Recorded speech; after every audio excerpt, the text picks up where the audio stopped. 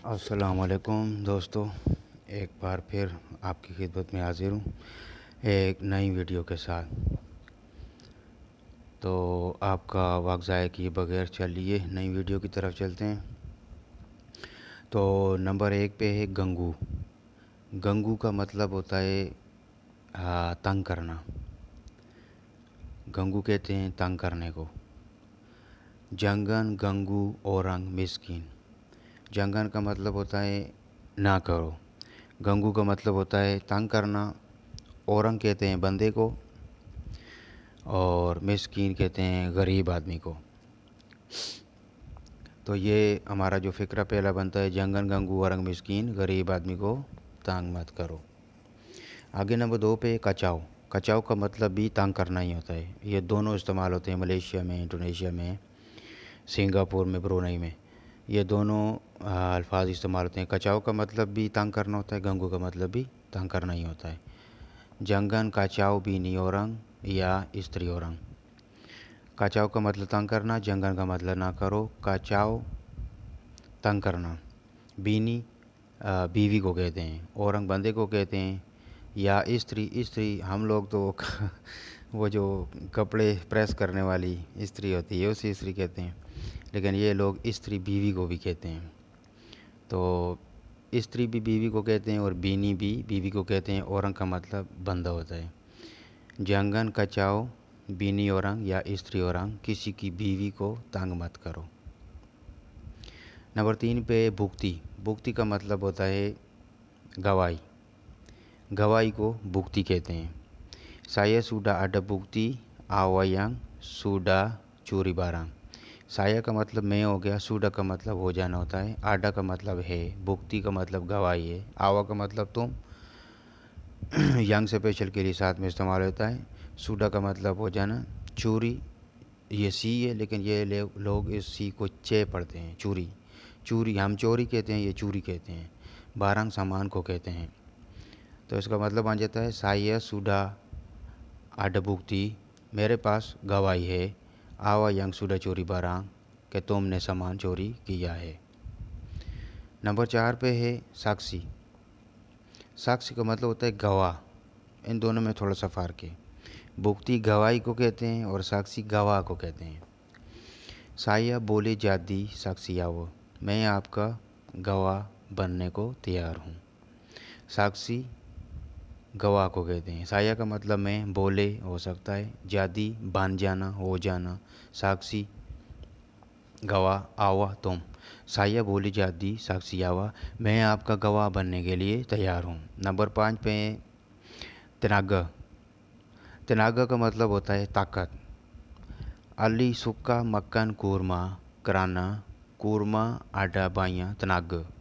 अली एक नाम है, सुक्का पसंद करना, मक्खन खाने को कहते हैं, कूरमा खजूर को कहते हैं, किराना का मतलब क्योंकि होता है, कूरमा कूरमा है, आडा है, बाइयाँ बहुत ज़्यादा, तनागा ताकत। तो इसका मतलब ऐसे बनेगा, अली सुक्का मक्खन कूरमा, अली को खजूर खाना पसंद है, किराना क्योंकि, कूरमा आडा बाइयाँ तनागा, खजूर में बहुत ताकत है। नंबर 6 पे साकेत। साकेत का मतलब होता है बीमार। मलेशिया में साकेत हर बीमारी के लिए बोला जाता है, चाहे वो आपका दांत दर्द कर रहा है, चाहे सर दर्द कर रहा है, चाहे बदन किसी किस्म का बुखार है, बीमार हैं, आप सिंपल में बोल सकते हैं चाहे साकेत, मैं बीमार हूँ। तो ये है साकेत। साकेत अली सूडा साकेत समालम। अली ये नाम है, सूडा हो गया, साकेत बीमार, समालम कल। अली कल बीमार हो गया या अली कल से बीमार है। नंबर 7 पे कोता।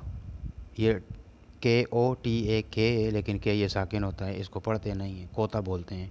कोता बोलते हैं डब्बे को, जो गत्ते का डब्बा हो, प्लास्टिक का डब्बा हो, किसी किस्म का कोई बड़ा डब्बा है तो उसको ये कोता बोलते हैं।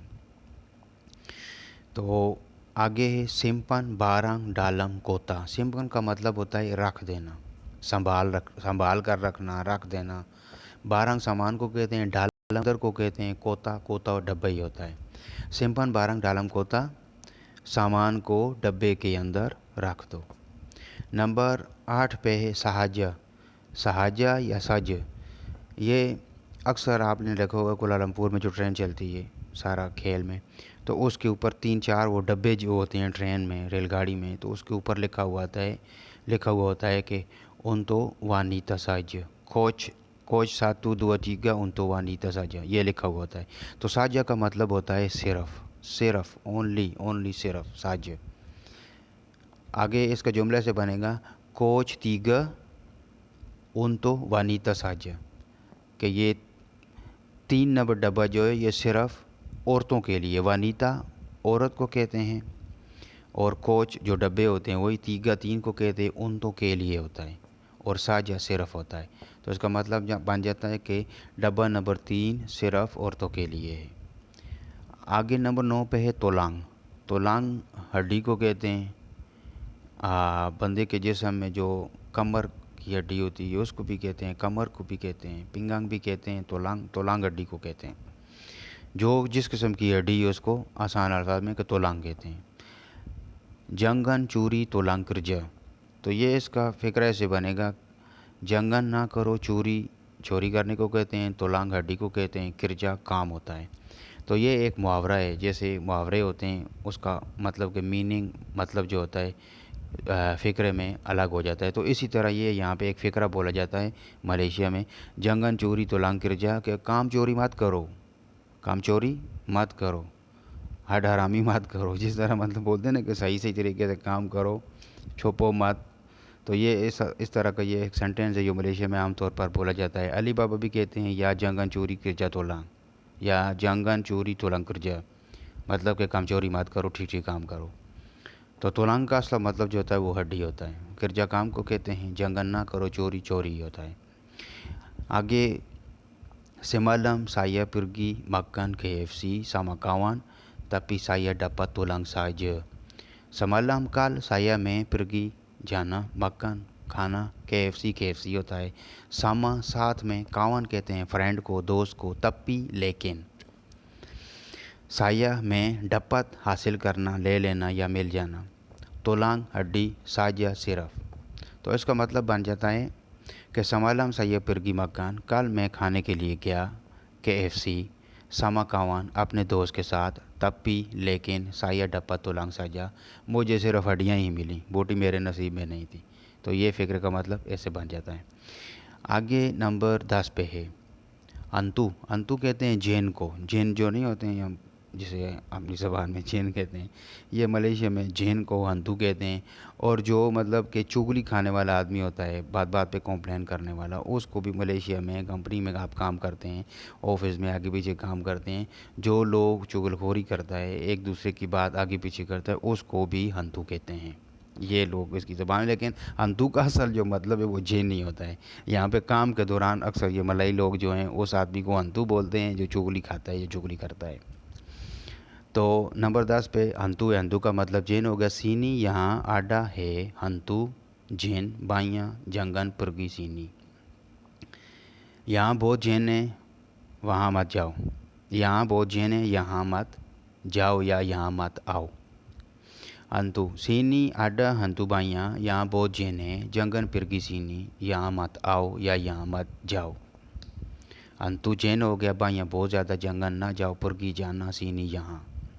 ये थी दोस्तों छोटी सी वीडियो। तो मेरी आप लोगों से रिक्वेस्ट है कि मेरे चैनल को आप लोग लाइक करें, सब्सक्राइब करें, और ये बेल का जो आइकन है इसको दबा दें ताकि मेरी आने वाली नई वीडियो आप लोगों तक बआसानी पहुंच सके। मेरे चैनल को सपोर्ट करें, और जो गलती खामी आप लोगों को नज़र आए तो काइंडली मुझे कमेंट करें, कमेंट में मैं देखूंगा। तो जो मतलब बेहतरी हो सकी मैं बेहतरी लाने की कोशिश करूंगा। आप लोगों का बहुत बहुत शुक्रिया। Thank you. अल्लाह हाफिज़। अस्सलाम वालेकुम।